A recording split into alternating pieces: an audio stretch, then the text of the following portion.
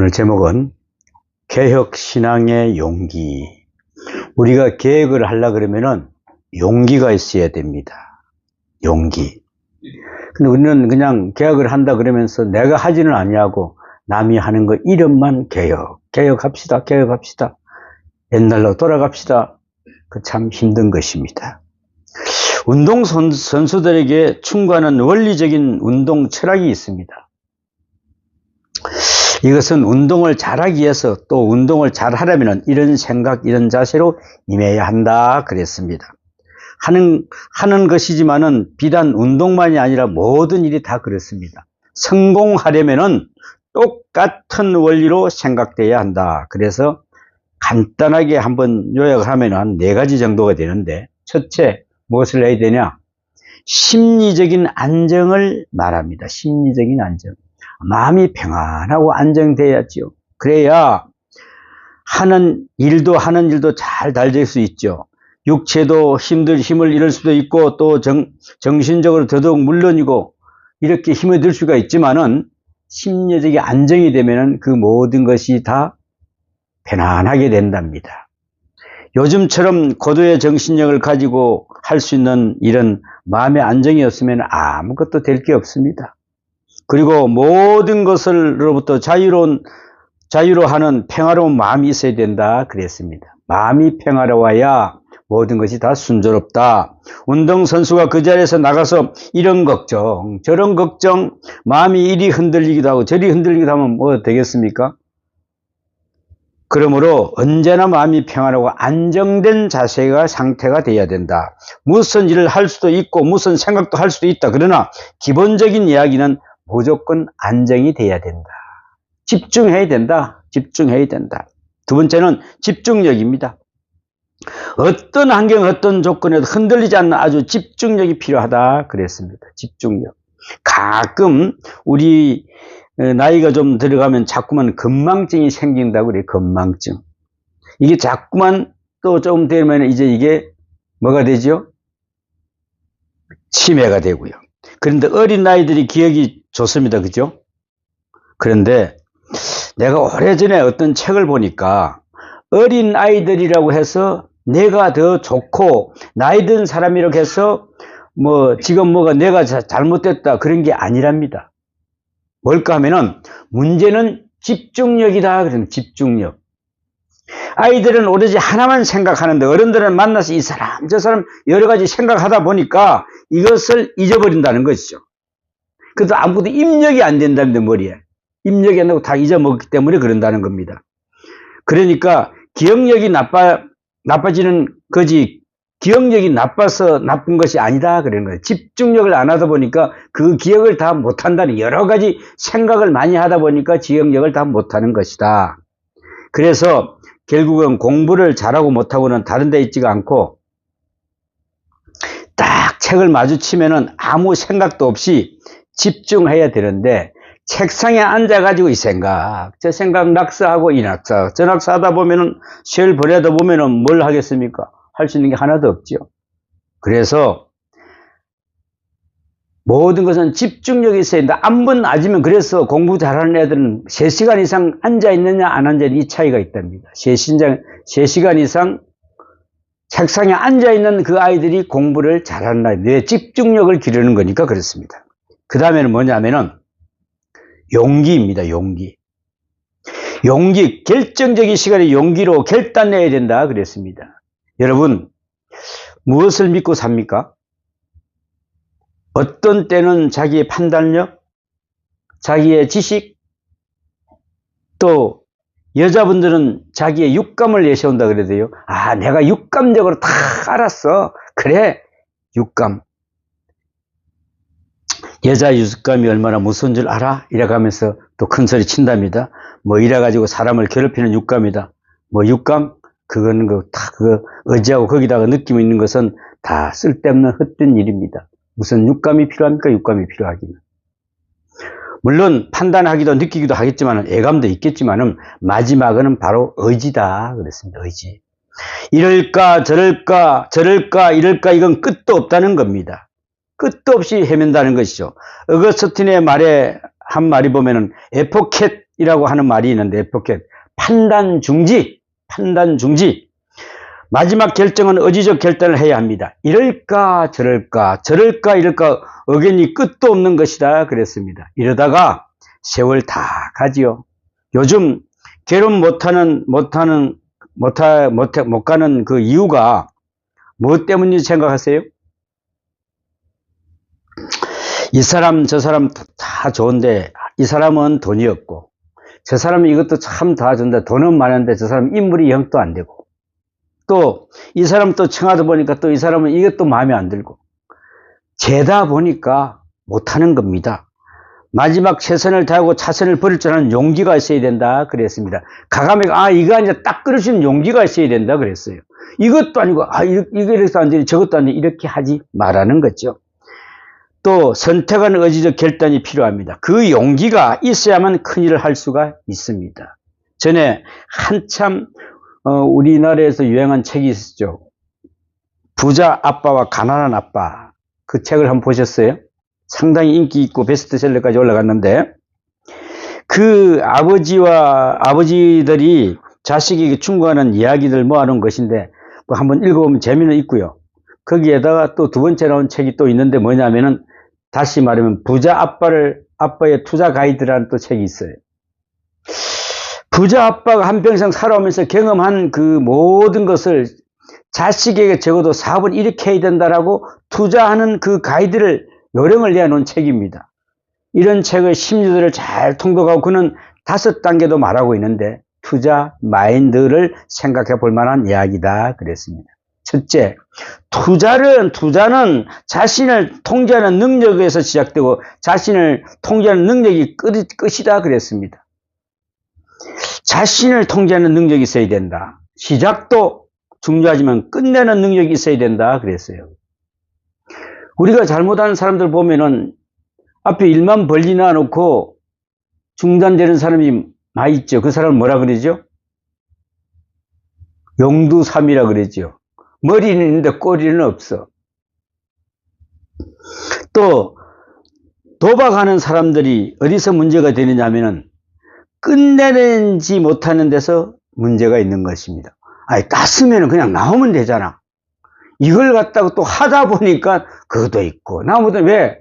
한 번 따보니까 딸 것 같거든. 그런데 빠찡코는 절대 그러지 않습니다. 그러면 빠찡코가 다 망했지. 왜 그걸 내려놓겠어? 한 번 따게끔 해줘야 되는 거야. 그래야 다른 사람이 달라붙지. 근데 그걸 다 딸 줄 알고, 야, 내가 지금 현재 200만 원 땄으니까, 야, 금방 땄어. 야, 이거 200만 원, 400만 원 넣으면 800만 원 따겠지 하는 그런 욕심으로 끝을 못 내다 보니까 거기에 무너진다는 것이죠. 자기의 욕심의 조절을 할 줄 못한다. 무제한 욕심을 내서는 안 된다는 것입니다. 자기 통제 능력이 없으면 사업은 끝이 나는 것이죠. 두 번째, 어떤 유형의 투자자가 되느냐 하는 것입니다. 투자가 문제가 아니고 사업이 문제라 그랬습니다. 이 사업을 통해서 내가 어떤 사람이 되겠냐 하는 것입니다. 어떤 인간이 될 것이냐. 인간이 망가지면 안 되는데, 이 사업을 통해서 어떤 인간으로 어떤 모델로 내가 발전하게 될 것이냐 그랬습니다. 사람됨을 먼저 생각할 줄 알아야 된다. 사람됨을. 그저 벌겠다고 해서는 안 됩니다. 뭘 해놔놓으면 이거 무조건 돈이 벌어진다. 이런 생각을 가져서는 안 된다는 거예요. 왜 그럴까요? 사람에 대한 관점을 두어야 하고요. 강력한 사업체를 만드는 법을 알아야 됩니다. 다시 말하면 지속할 수 있어야 된다. 이러는 것이죠. 요새 우리나라의 경제가 시끄러우니까 이유가 뭔지 아십니까? 심리적으로 생각하면 간단하지만 돈 잘 벌어서 잘 먹고 잘 쓰자는 이유가 바로 거기 있어서 그렇습니다. 명예도 자존심도 전혀 없습니다. 그냥 돈 많이 벌어서 그냥 여행이나 다니면서 편안하게 살겠다는 이런 심보들을 가지고 있는 것이죠. 정말 이 사업과 함께 한평생을 살아야겠다는 그런 장기적인 계획이 정말 필요합니다. 내가 이 가게를 하나 했는데 이 가게는 어떤 어려움이라도 내가 장기적으로 가져가야 되겠다. 이렇게 하지 않고, 야, 몇 달 하다가 안 되면 때려쳐야 돼. 안 돼. 이거 마이너스야. 안 돼. 이러니, 아니, 이 세상에 대벌들도 안 막아본 사람 하나도 없어요. 근데 자기들은 갑자기 잡으라고 뛰어들어서 몇 달 해보고 한 1년 해보고 안 되니까 때려치워버려. 야, 안 돼. 아, 그건 누가 못해. 응? 정말 사업가 한평생을 살겠다는 정말 장기적인 계획이 필요합니다. 그 다음에 마지막에 중요한 것은 용기 있는 자만이 성공할 수 있다 그랬어요. 아니 누가 볼 때는 무모해요. 아니 저렇게 지금 계속 적자가는 저걸 하고 있단 말이지. 빨리 때려치워야지. 아니요. 자기가 세워놓은 계획이 있다면 그대로 밀고 나가야 됩니다. 왜? 하나님께서는 그런 사람을 도와줍니다. 지금 좀 한 몇 달 해보고 안 되니까, 아, 이거 안 되겠다. 안 되면 한 2달, 석 달 계속 적자 나니까 자꾸 임대료를 밀려가지요. 그래서 사람들은 아우성 치지요. 이렇게 해서 수도, 아니. 그때가 이제 시작할 때입니다. 왜? 내가 모든 노하우, 모든 손 준비가 다 숙달될 갈 때, 그때 보통 보면은 그만둡니다. 그렇습니다. 지속하는 용기, 나의 나됨을 지키는 용기, 용기가 이 모든 것을 근본이라고 말하고 있습니다. 그래서 종교개혁이라고 하는 것은 엄청난 일입니다. 여러분, 종교개혁. 우리도 개혁합시다 하는데 개혁이 잘 안 돼요. 왜 안 될까? 당시에 종교개혁이 일어날 당시에 1500년대로 한번 돌아가서 생각해 보겠습니다. 1500년 전으로. 그때 온 세계가 로마 카톨릭 손안에 있을 때입니다. 로마 카톨릭. 이걸 대항해서 종교개혁을 일으킨다는 것은 상상도 할 수 없는 엄청난 일입니다. 감히 내 목숨을 내놓지 않고는 종교개혁을 할 수가 없는 그런 상황입니다. 그럼에도 불구하고 이 일을 가능케 할 수 있었던 것은 그것은 먼저 자기 계획이 필요했다. 자기 계획이 필요했다. 우리는 종종 세상을 바꾸려고 하는데 만약에 가정을 바꾸고 사회를 바꾸고 나라를 바꾸고 어디 개혁 수없이 개혁 소리를 들었는데도 개혁된 것이 무엇이 될 수 있다고 볼 수가 있습니까? 가정이 개혁되었어요? 사회가 개혁이 되었어요? 자기 개혁이 없이는 개혁 운동이 일어날 수가 없습니다. 내가 바꿔지지 않는데 누가 바꿔지겠어요? 내가 안 바꿔진다 무슨 개혁을 해요? 할 수가 없습니다, 여러분. 응? 자기 계획을 이룰 때에 그 감화가 번지고 퍼지고 파급 효과가 이루어서 조용하게 이루어지는 것이라는 것입니다. 지도자란 누구를 명령하는 사람이 아니에요. 너 이렇게 해야 돼. 이런 사람이 지도자가 안 됩니다. 그 사람은. 왜? 자기가 스스로 나가면서 본을 보여주는 그 사람이 스승입니다. 자기됨을 확실히 가지고 있을 때에 그에게 감동받은 사람들이 그 주위로 목숨을 걸고 몰려준다는 것입니다. 그 뜻을 받들어 나갈 때 여기에 바로 개혁의 역사가 이루어지는 것입니다. 이게 바로 제도를 할 수 있는 이야기가 아닙니다. 몇백 번 바꿔도 소용이 없습니다. 그건 역사가 중요한 것입니다. 인격적 감화가 없이는 절대로 개혁은 필요가 없습니다. 사람을 불러들일 수 있는 그런 힘이 있어야 됩니다. 내가 변화해져야 되겠죠. 내가 바꿔져야 되겠죠. 예수님께서 어떻게 하셨습니까? 바로 그분이 개혁을 하셨어요. 12제자를 데리고 손님 갔습니다. 그런데 발 닦아줄 사람이 한 명도 없어요. 전부 다 높은 자리에 앉아 있습니다. 내가 예수님의 제자인데 힘 빡 주고 앉아 있는 거죠. 누가 발을 닦아줍니까? 예수님이 친히 발을 닦아주십니다. 그러니 제자들이 따르겠습니까? 안 따르겠습니까?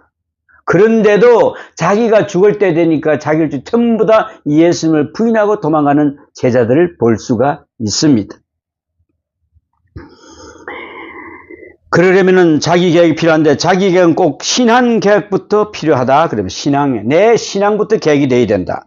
의의 문제가 해결이 되어야 돼요. 생명의 문제에 대한 해답을 얻어야 됩니다. 그래서 복음의 능력을 깨닫고 그 엄청난 다이나믹 파워, 그 능력이 내 안에 들어올 때에 이 인격을 변화시키고 내 생각을 변화시키고 마침내 개혁이라고 하는 역사가 이루어지는 것입니다. 그러므로 개혁신앙, 자기개혁, 즉 의의 문제, 이 문제가 최우선이라는 것을 알 수가 있습니다. 바로 이것이 근본이 되어야 됩니다. 종교개혁이란 마틴 루터가 갈라디아서를 읽으면서 거기서 이게 아니구나 하면서 뻘떡 일어난 사건이 갈라디아서 3장 11절에 보면은 속에 있는 진리 보면은 복음 진리를 깨닫게 됐습니다. 거기서 보고 뭐라고 깨달았을까요? 의인은 믿음으로 말미암아 살리라 그랬습니다. 의인은 믿음으로 말미암아 살리라. 이 엄청난 진리를 깨달으면서 그 진리가 바로 그 루터를 사로잡게 했습니다. 내가 여기서 기도하고 뭐 한다고 이게 아니라 의인은 뭐라고요?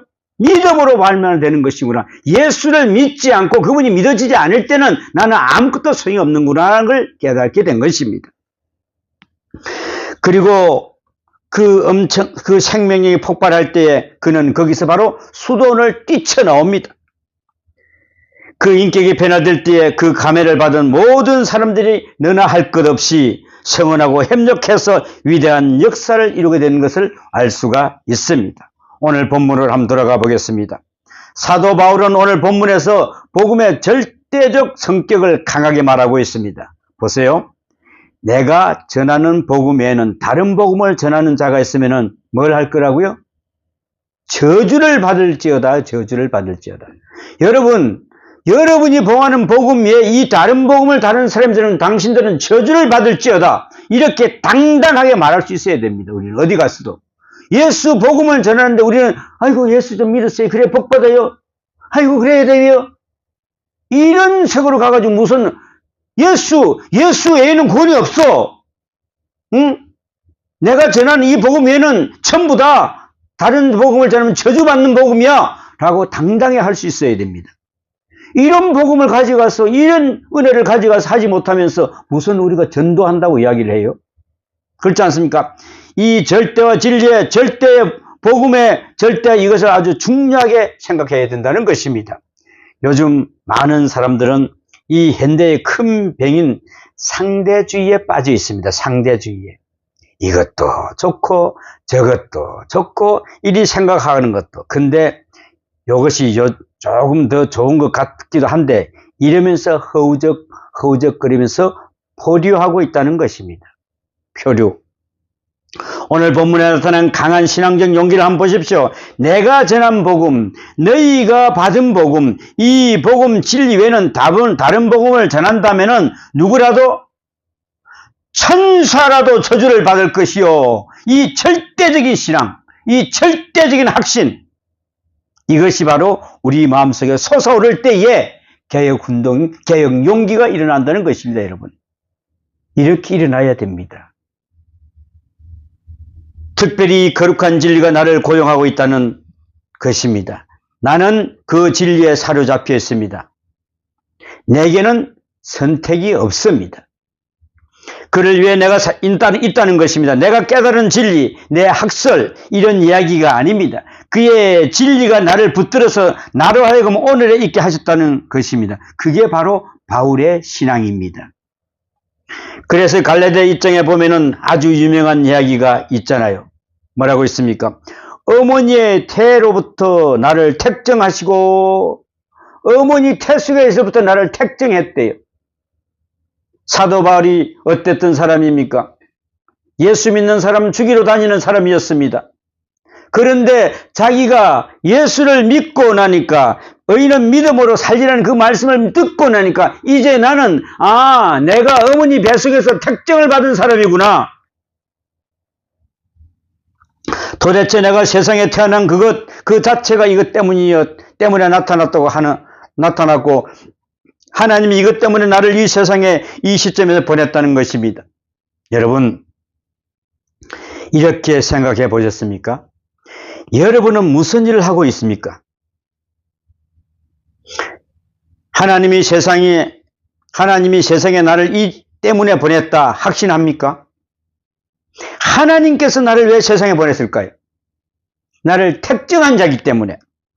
이 순간을 위하여 나는 존재한다 한다는 것입니다. 나는 이 순간을 내가 존재하는 것이다. 그리고 거기에다가 온 정력을 쏟아냈어. 이것이 바로 능력입니다. 이것이 바로 개혁적 용기라는 것입니다.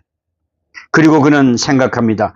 하나님을 기쁘게 하는 것이다 그랬습니다. 하나님을 기쁘게 하는 것이다. 내가 하고 있는 이런 하나님을 기쁘게 하는 것이다 그랬습니다. 여러분, 우리가 물 한 잔 갖다 주는 이거 자체도 하나님을 기쁘게 하실 때, 차 한 잔을 대접할 때도 하나님을 기쁘게 하실 때, 그래서 하나님을 기쁘게 해서 복 받는 자들이 참 많습니다. 그죠? 아브라함이 그랬습니다.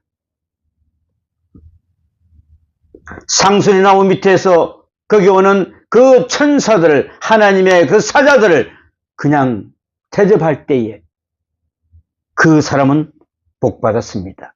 왜? 누구 이름으로? 하나님 이름으로 했습니다. 작은 일 하나 여러분 하나님 이름으로 하셔야 됩니다.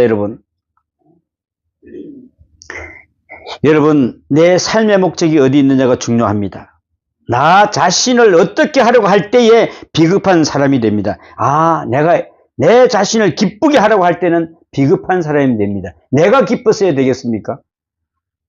정말 하나님을 기쁘게 하신다고 확신이 가면은 엄청난 용기가 있습니다. 늘 하나님을 어떻게 하면 기쁘게 할까? 이걸 생각해야 됩니다.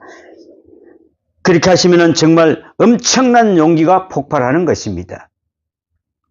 이런 재미있는 이야기가 있습니다. 루이 14세 때의 실화라고 합니다. 주일에 왕의 가족들과 왕족들을 거느리고 늘 교회에 나오곤 했는데, 플레론이라고 하는 대주교가 심호하고 있는 교회에 이 왕이 늘 주일날 출석을 했는데, 좌우지간 너무 많은 교인들이 모여서 주체할 수가 없었어요. 엄청나게 모여드는 겁니다. 그래서 그 예배당이 정말 터지게 모이는 것이었습니다. 정말 이 대주교의 마음속에는 이렇게 했습니다. 정말 예수 믿는 사람들인지 왕을 만나러 오는지 그런 걸 알 수가 없었거든요. 그게 궁금해서 어느 날 한번 시험을 해보았답니다. 왕과 왕족들이 마차를 타고 교회에 나왔는데 보니까 교인이 하나도 없고 대주교만 있더랍니다. 깜짝 놀라서 어떻게 이렇게 되었냐고 왕이 대주교에게 물었더니, 대주교 말씀이 아무래도 이분들이 예배를 드리러 오는 것이 아니라 왕을 만나러 오는 것 같아서 한번 제가 시험을 해봤습니다. 그러더라는 거예요. 지난 주일에 조용히 간구하기를 다음 주일은 왕이 못 나오십니다 했더니 오늘 이렇게 됐습니다 라는 거예요. 여러분, 하나님을 예배하고 하나님을 목적하고 하나님을 기쁘게 하는 것이 예배이거늘, 교회에 나갔다가 친구 만나고 교회에 나갔다가 왕과 악수하고 한번 하고 왕 보고 왕에게 보이려고 하는 이 마음을 이렇게 바로 불신앙이지 신앙이겠습니까?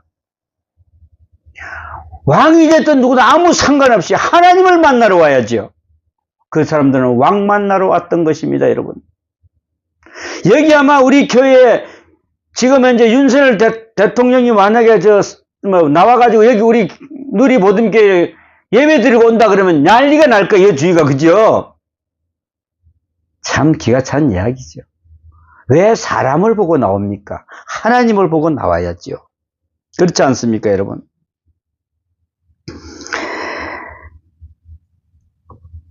하나님을 기쁘시게 한다는 것은 하나님과 나만이 아는 직선적 관계입니다. 직선적 관계. 이것이 종교개혁자의 마음입니다. 오직 믿음으로, 오직 은혜로, 오직 하나님의 영광으로, 이 매우 유명한 이야기입니다. 오직 하나님의 영광, 그리고 내가 하는 일이 하나님의 영광을 위하는 것이고 내가 하나님을 기쁘게 하고 있다고 확신을 하게 될 때에 여기에 무서울 게 하나도 없습니다.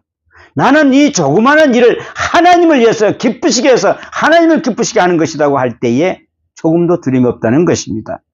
바로 여기에 신앙적 용기가 있는 것입니다. 동기가 그렇고 목적이 그렇고 그리고 하나님이 늘 나와 함께 계신다. 이걸 느껴야 됩니다. 하나님은 늘 내 편이다. 언제나 하나님은 내 편이다. 그 확신, 그 용기가 있는 것입니다. 여러분 확신하십니까? 하나님이 내 편이다. 하나님이 내 편이다. 내가 어떤 일을 한다 하더라도 하나님께로 버림받았다고 할 때는 그는 비급해질 수밖에 없습니다. 그는 절대 건강할 수도 없습니다. 하나님 나와 함께 계시고 내 편에 계시다. 이것이 바로 용기의 바탕이요. 좀 더 나아가서는 하나님이 내가 하는 일을 보증하고 있다 생각하는 것입니다. 최종 승리는 누구 거죠? 여러분 것입니다. 내 것입니다. 내 것. 마지막은 반드시 이길 것이다. 이것이 바로 종교개혁자의 신조요 용기였던 것입니다. 존 칼빈은 루터 다음으로 이어서 종교개혁을 완성하게 된 훌륭한 개혁자인데요. 난 그분의 책을 읽으면서 늘 부끄러움을 금할 수가 없었습니다. 왜냐하면 불후의 명작이라고 하는 기독교 강해 책이 있습니다. 굉장히 두꺼워요. 저도 그 읽고 있는데 굉장히 이 장수가 참 안 넘어가요. 그 방대한 책인데 기독교 교리를 잘 정리해 놓았습니다. 우리 개신교 교리의 바로 바탕이 된 근본입니다. 또 근본 교과서이고, 그런데 이 책을 읽으면서 깜짝 놀랐는데 약 500년 전에 어떻게 이런 책을 썼을까 하는 생각을 했습니다. 500년 전에 쓴 책입니다, 이게. 이 책을 보면서 그런데 이 중요한 것은 이 책이 칼빈이 몇 살 때 쓴 줄 아세요? 27살 때 이 책을 썼습니다. 내가 스스로 묻기를 너는 그동안 뭘 했냐 한번 물어봤습니다. 너는 뭘 했냐? 근데 참 부끄럽더라고요. 지금도 부끄럽습니다만은 존 칼빈이 그가 프랑스에서 종교개혁을 하려고 하니까 너무 핍박이 많았어요. 그래서 그는 모든 것을 포기하고, 역시 학자가 조금 약한 데가 있긴 있어요. 그죠?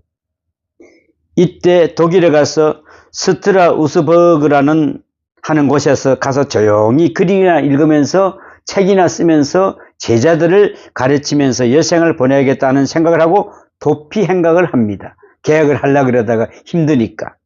그런데 그러던 중에 제네바에 머물렀습니다. 제네바에 갔을 때에 거기서 종교개혁을 일으키고 있는 파렐이라는 하는 분이 이 칼빈을 딱 만나더니 우리를 도와주시오, 칼빈 선생. 여기서 우리가 다시 종교개혁을 이룹시다. 이런단 말이에요. 하고 붙듭니다. 칼빈은 아니요. 나는 조용히 가서 저수지나 하면서 우리 후배 양성을 하겠습니다. 그럽니다. 건면하고 부인하다가 마지막에 파렐이 심한 말을 합니다. 뭐라고 했을까요?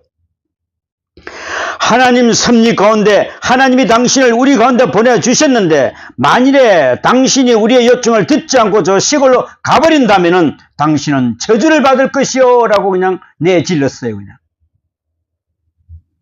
그랬더니 여기서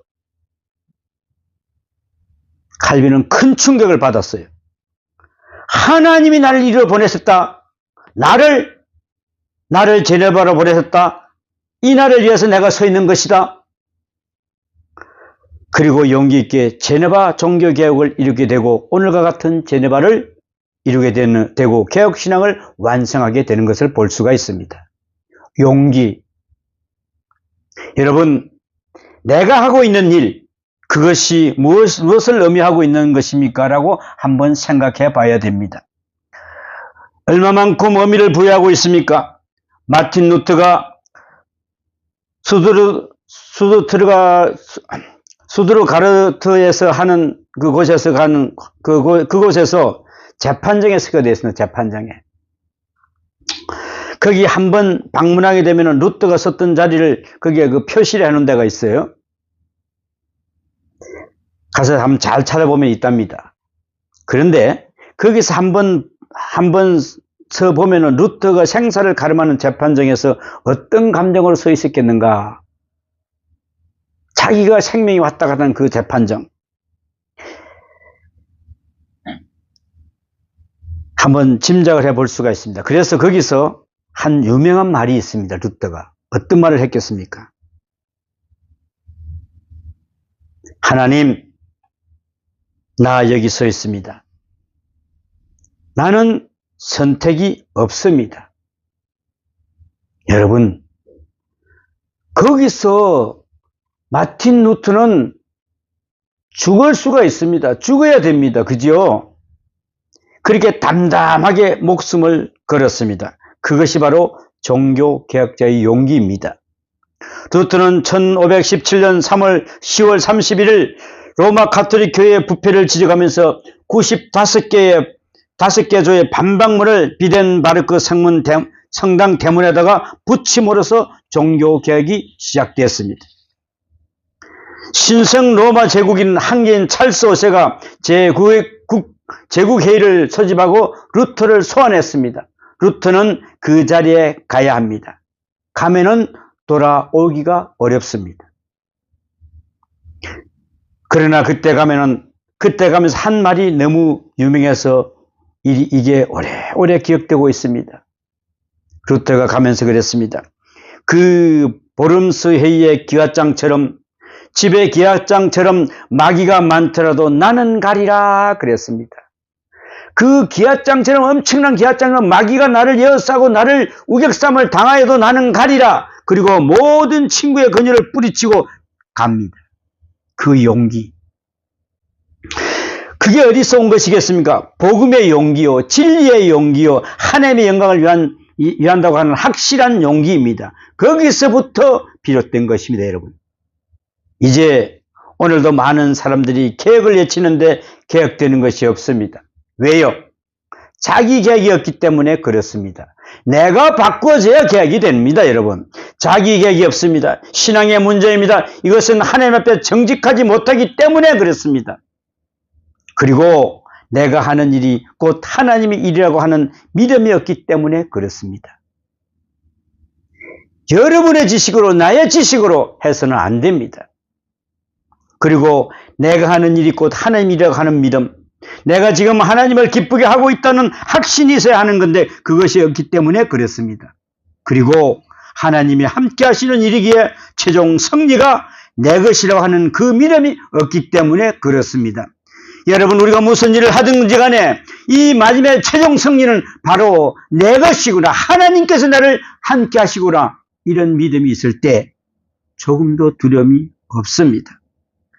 여러분, 마지막 승리는 누구의 것입니까? 우리의 것입니다. 여러분의 것입니다. 이 종교개혁자의 용기, 이 믿음을 가지고 자기 개혁을 이룰 때에 가정도 사회도 세상도 달라지게 된다는 것입니다. 개혁자의 위대한 용기가 바로 우리에게 늘 함께 하시기를 축원합니다. 기도합니다. 아버지 하나님, 저희에게 우리를 불러주셨습니다. 우리를 하여금 이 험악한 세상을 개혁하기를 원했지만은 우리는 늘 불의를 보고도 눈을 감고 하나님의 뜻 앞에서 늘 이렇게 나약한 존재로 살아가고 있습니다. 주여, 불쌍히 여겨 주시옵소서.